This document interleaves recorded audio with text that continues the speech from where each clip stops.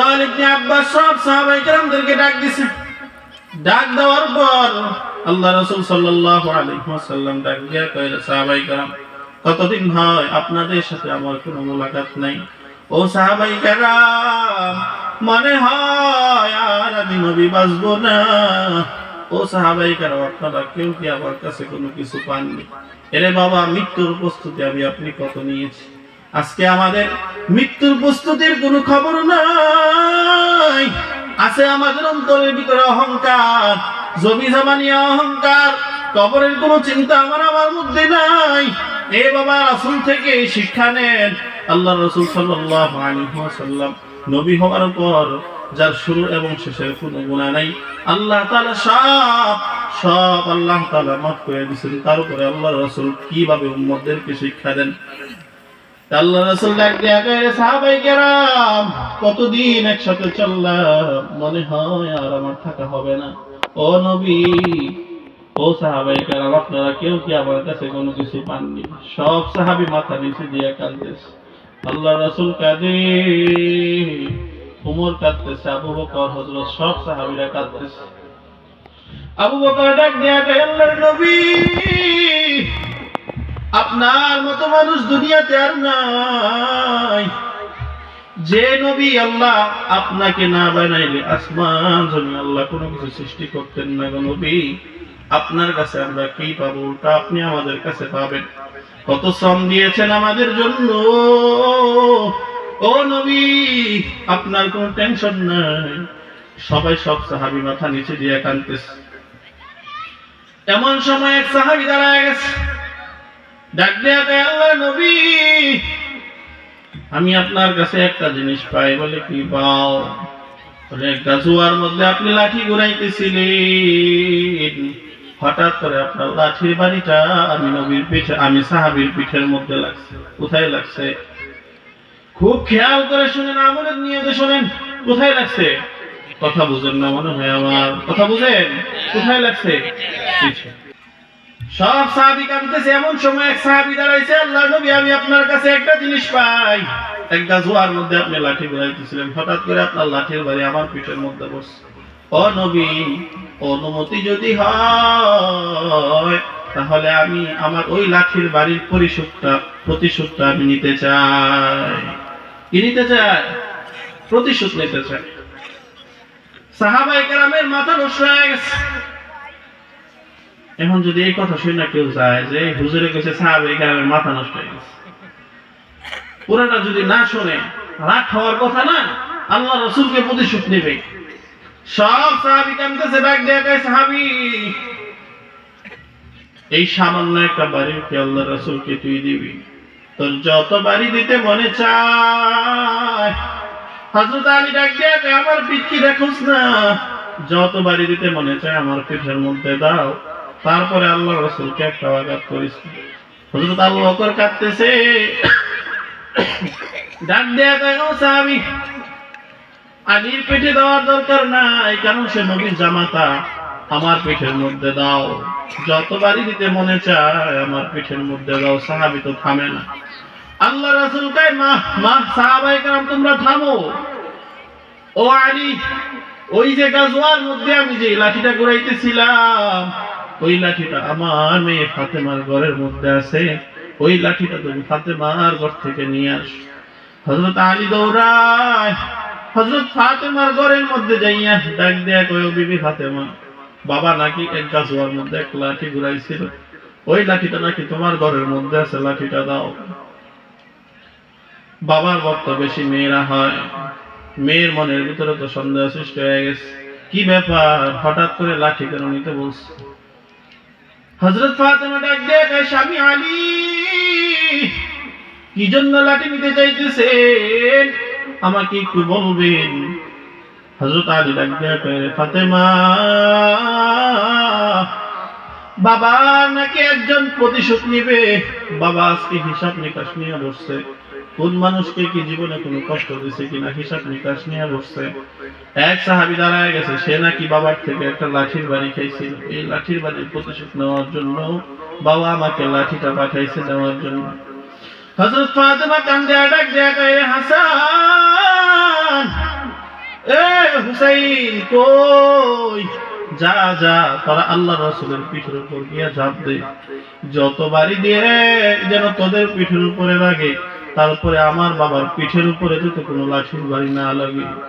সবাই কাঁদতেছেন। এমন সময় হযরত আলী লাঠি নিয়ে রাসূলের সামনে গিয়া দাঁড়াইছে। হযরত আলীকে সম্বোধন করে বলে, আলী লাঠিটা সাহাবীর হাতে দাও।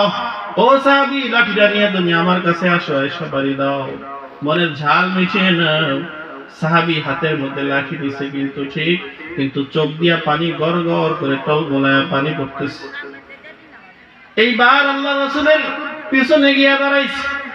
দাঁড়াবার পর এইবার সাহাবী ডাক দেয়া কয়, আল্লাহ রাসূল, আপনি যখন লাঠি ঘোরাইতেছিলেন তখন আপনার হাতের লাঠিটা এরকম ভাবে আমার পিঠের ভিতরে যখন পড়ছিল, তখন আমার পিঠটা কাপড় ছিল না, আমি বস্ত্রহীন ছিলাম।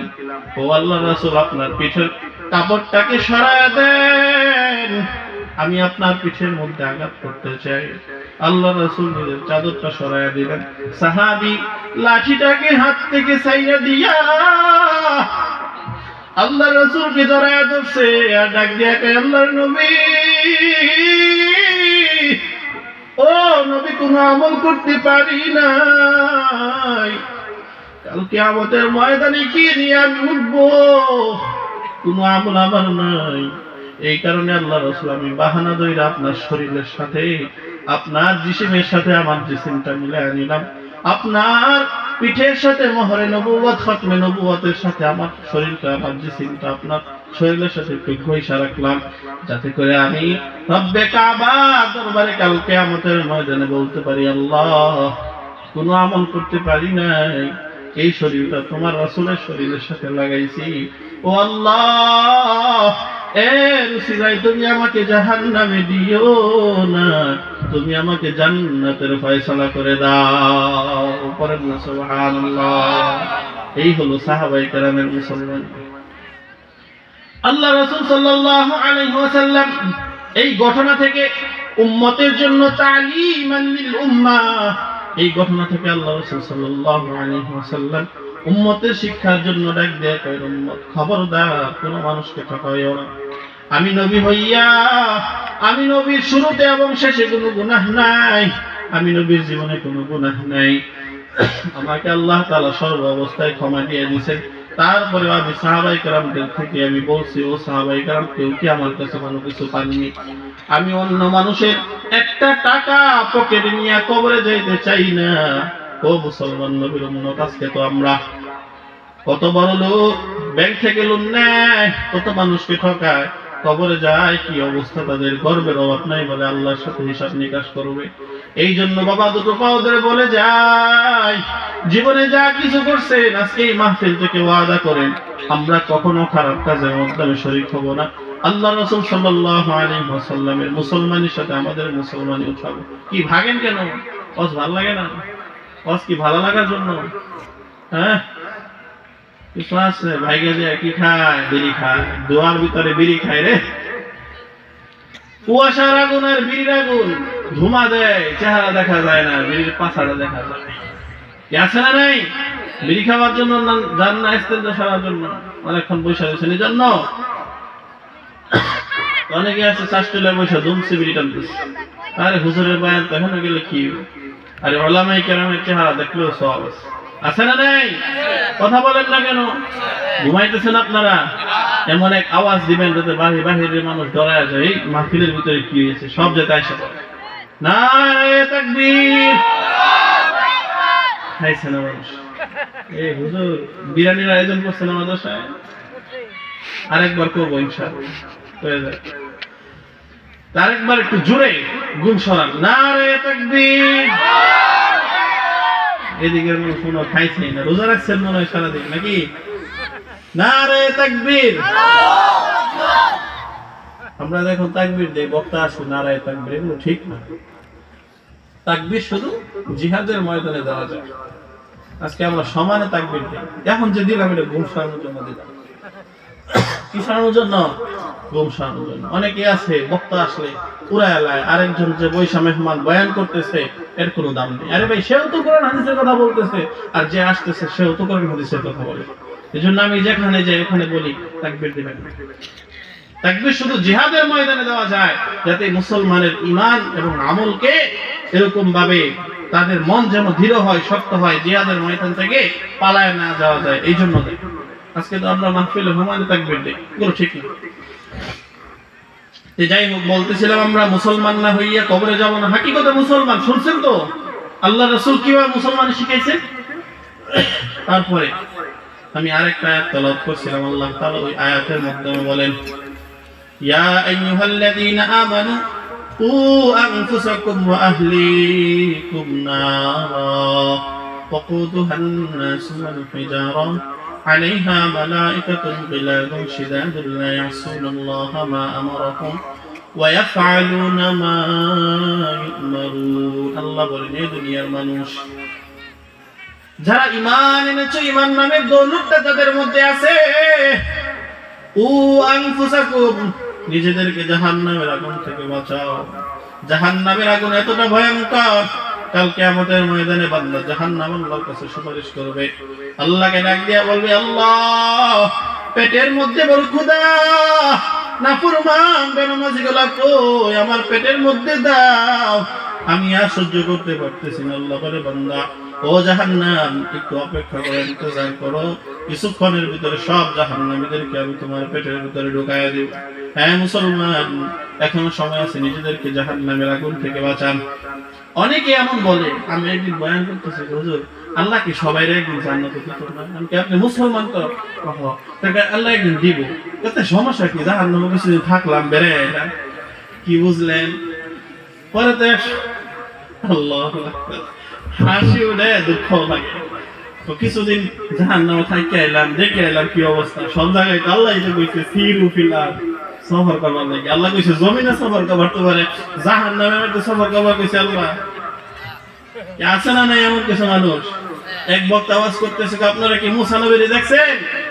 আরে দেখছি না, মানে আমি দেখছি, মুরব্বী এক ঘুমের জায়গায় খারে একা আমি দেখছি। মুসা নবীরে দেখছেন, মাথা কি ঠিক আছে নাকি? দেখছি না, ওই যে আমাদের পূর্বপাড়ার মুসা রিকশা চালায়, মাথা কোন পর্যন্ত দেখেন, দেওয়া কোথায় খাটায়, রিকশা চালায়, সেই মুসা দেখছে। আর বক্তব্য করছে মুসা নবীরে দেখছে। হুশ হারাইলে চলবে? মুসলমান কি হুশের নাম আর জোশের নাম? হ্যাঁ কথা বলেন, জোশের নাম? হুশ হারালে চলবে না। তো যাই হোক, বলতেছিলাম আল্লাহ পাক রব্বুল আলামিন বলেন, ও আনফুসাকুম, বান্দা নিজেদেরকে জাহান্নামের আগুন থেকে বাঁচাও, ওয়া আহলিকুম নারা, এবং তোমাদের পরিবার পরিজনদেরকে জাহান্নামের আগুন থেকে বাঁচাও। এখন অনেক মানুষ দেখা যায়, অনেক মানুষ দেখা যায় নিজে তাবলীগ করে, নিজে হজ করে, মানুষকে নামাজের জন্য দাওয়াত দেয়। একদিন যদি একটা মানুষ মসজিদে না আসে, ওরা কাফের হয়ে গেছে, নামাজ পড়ে না, মানুষকে ধমকি ধমকি শুরু করে। অথচ নিজের ঘরের মধ্যে নিজের বিবিটা নামাজ পড়ে না, নিজের সন্তানেরা নামাজ পড়ে না, পর্দা করে না, এগুলো তার কোনো খবর নেই। আল্লাহ বলছে, নিজে আগে জাহান্নাম থেকে বাঁচো এবং নিজের পরিবার পরিজনদেরকেও জাহান্নামের আগুন থেকে বাঁচাও। অনেকে আবার এই আয়াতের উপর এইভাবে আমল করে যে আল্লাহ তো বলছে আমার পরিবার বাঁচাবার লাগে, অন্য কোনো মানুষের তো বলেনি। না, এই আয়াতের উদ্দেশ্য হলো শুধু নিজের পরিবার বাঁচাইলে চলবে না, নিজের পরিবার ঠিক হওয়ার পর অন্য মুসলমান যারা আছে তাদেরকেও বাঁচাও। কথা বলেন না কেন? বাঁচাতে হবে না? অনেক মানুষ আছে সাথে ঘর, একসাথে ঘর, নামাজের জন্য ফজরে সে উঠে তাকে ডাকবে, অথচ তাকে যদি আপনি ডাক দিয়ে মসজিদে আনতে পারেন, সে যে নামাজ পড়লো, একটা অংশ সওয়াব কিন্তু আল্লাহ তাআলা আপনার আমলনামায় দিয়ে দেবে। এজন্য নিজে আমল করবো, অন্যকে আমল করার জন্য তাকিদ দিব তো ইনশাআল্লাহ। কথা বলেন না কেন? তাকিদ দিব। আল্লাহ বলে, ওয়াকুদুহান নাস, হে মুসলমান, যদি নিজে জাহান্নামের আগুন থেকে বাঁচতে না পারো, পরিবার পরিজনদেরকেও যদি জাহান্নামের আগুন থেকে না বাঁচাও, তাহলে তোমার জন্য শাস্তি কি? ওয়াকুদুহান নাস ওয়াল হিজারা, এ মুসলমান, তোমাদের জন্য শাস্তি হলো জাহান্নামের লাকড়ি। আল্লাহ তাআলা কি দিয়ে বানাইবেন? আল্লাহ তারপরে বলেন, জাহান্নামের লাকড়ি হলো মানুষ এবং পাথর। মানুষ এবং পাথরকে দিয়ে আল্লাহ তাআলা জাহান্নামকে জ্বালাইবেন, জ্বালাইতে থাকবেন। হ্যাঁ মুসলমান, দুনিয়াতে কেউ থাকতে পারবে না, কাল কিয়ামতের মানুষগুলা, কাল কিয়ামতের ময়দানের মানুষগুলা এরকম ভাবে আফসোস আফসোস করতে থাকবে, পানির জন্য দৌড়াইতে থাকবে, দৌড়াইতে থাকবে, আল্লাহ একটু পানি দাও, পানি দাও, পানি পানি বলে আফসোস করতে থাকবে। হঠাৎ করে তাকায় দেখবে এক জায়গার ভিতরে পানির মতো জানি কি দেখা যায়। আল্লাহ পাক রব্বুল আলামিন হাদিসের মধ্যে আছে, আল্লাহ পাক রব্বুল আলামিন জাহান্নামকে 1000 বছর জ্বালাইবেন, তারপর জাহান্নামের রং হয়ে যাবে লাল, আবার 1000 বছর জ্বালাইবেন, জাহান্নামের রং হয়ে যাবে নীল, আবার 1000 বছর জ্বালাইবেন, তারপর জাহান্নামের রং হয়ে যাবে সাদা, তারপর 1000 বছর জ্বালাইবেন, তারপর ওই জাহান্নামের আগুনের রং হয়ে যাবে কালো। বান্দাটা এরকম ভাবে পানি ভাইবা জাহান্নামের আগুনের ভিতরে ঝাঁপ মারবে, ঝাঁপ মারার সাথে সাথে বান্দার শরীরটা পুরো এরকম ভাবে কঙ্কাল হয়ে যাবে। জাহান্নামকে আল্লাহ পাক রব্বুল আলামিন জ্বালাইবেন কি দিয়া বলেন? মানুষ এবং পাথর দিয়া। তারপরে আল্লাহ পাক রব্বুল আলামিন বলেন শুধু এখানেই সীমাবদ্ধ না, আলাইহা মালাইকাতুন গিলাদুন শিদাদুল্লাহ ইয়াসুনাল্লাহ মা আমরাহুম ওয়া ইয়াফআলুনা মা ইউমারুন। তারপর আল্লাহ পাক রব্বুল আলামিন বলেন এমন কিছু ফেরেশতা আমি জাহান্নামের মধ্যে রাখছি, জাহান্নামের মধ্যে এমন কিছু ফেরেশতা রাখছি, জাহান্নামের মধ্যে এমন কিছু ফেরেশতা আমি রাখছি যেই ফেরেশতারা এতটাই কঠোর, কানেও শোনে না, চোখে দেখে না, যাদের অন্তরে কোনো মায়া হবে না, চিৎকার দিতে থাকবো আর বলবো আল্লাহ বাঁচাও, ফেরেশতারা কানেও শুনবে না, এতটাই কঠোর হবে, তারা শুধু আঘাত করতে থাকবে, আঘাত করতে থাকবে। এমন ফেরেশতা আল্লাহ দিবে দুনিয়ার মানুষদেরকে। তো দুনিয়ার মানুষ যখন, পুলিশ যখন মানুষদেরকে জেলের মধ্যে নিয়ে যায়, সামান্য কিছু ঘুষ দিলে শাস্তি হালকা লাঘব হয়ে যায়, করে কি করে না? কথা বলেন। গরিবের সন্তান যদি জেলে যায় কি করে? শাস্তির অভাব নাই, নখ কাটো, আরো কত কিছু, আরো কত কিছু শাস্তি দেয়। আমার মামারা 3 জন পুলিশ জিজ্ঞাসা করছে কি করেন? এরকম একটা গর্ত বানাইছি, গর্ত বানাইয়া ওখানে কারেন্টের শর্ট দেই, শর্ট দেওয়ার পর এটার ভিতরে প্রস্রাব করাই। আই রে শাস্তি! দুনিয়ার শাস্তি যদি এতটাই কঠিন হয়, কালকে আমাদের ময়দানের শাস্তি আরো কতটাই বেশি হবে। কি বেশি হবে না কম হবে? কথা বলে বেশি হবে না? এমন ফেরেশতা আল্লাহ পাক রব্বুল আলামিন রাখছেন যাদেরকে ঘুষ দিয়েও কোনো কাজ হবে না। লা ইয়াসুনাল্লাহ, তারা আল্লাহ তাআলার নাফরমানি করে না। নাফরমানি করে আল্লাহ তাআলা, নাফরমানি করে ফেরেশতারা, যে কিছু ঘুষ দিবেন কাম হয়ে যাবে এমন। তো ওই জাহান্নাম থেকে বাঁচতে হলে এখনো সময় আছে, তওবা করে নেন, আল্লাহ পাক রব্বুল আলামিনের সাথে মহব্বত জুড়ায় নেন। এ বান্দা, দুনিয়াতে থাকতে পারবেন না, দুনিয়ার ছেলে সন্তান সব হলো স্বার্থপর। কত নেটের মধ্যে খবর দেখি